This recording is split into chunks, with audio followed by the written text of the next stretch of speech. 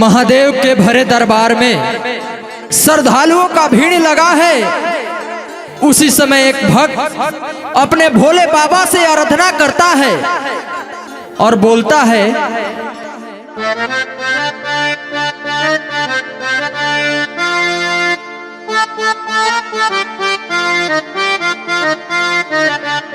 जैसे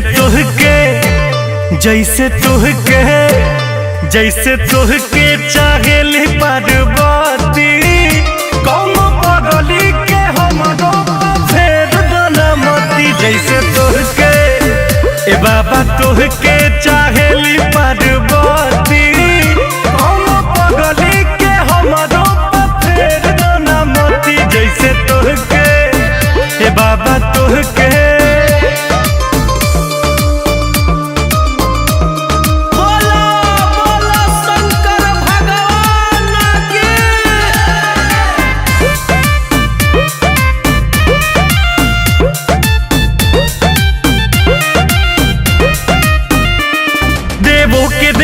देव देव महादेव देव जी भजन करी, फिर दी नजर हमरो ऊपर बड़ी देर से सुमिरन करी।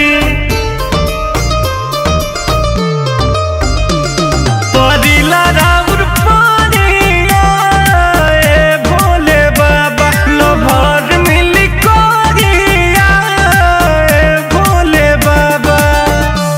पूजा करी कि पूजा करी दिखाई अगरबत्ती, दोनों हाथ उठेगा और बोला है, कौनो पगली के हमारो फेर बनमती। जैसे तुहके ए बाबा तुहके चाहेली पार्वती, कौनो पगली के हमारो फेर बनमती। जैसे तुहके ए बाबा तुहके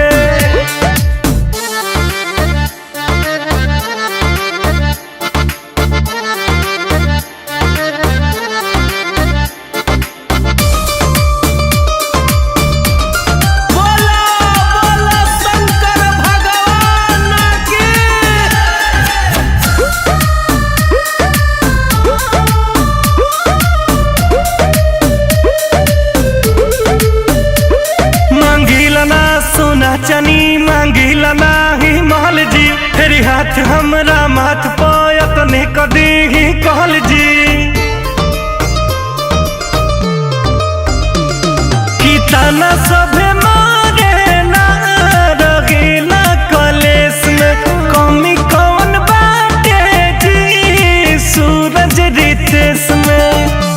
त माफ कह दी माफ कह दी जमन भइल गलती, बाबा जागा हो, कौनो पगली के हमरो फेर बनमती। जैसे तुहके ए बाबा तुहके चाहेली पार्वती, कौनो पगली के हमरो फेर बनमती। जैसे तुहके भोला जी तुहके जैसे तुहके चाहेली पार्वती।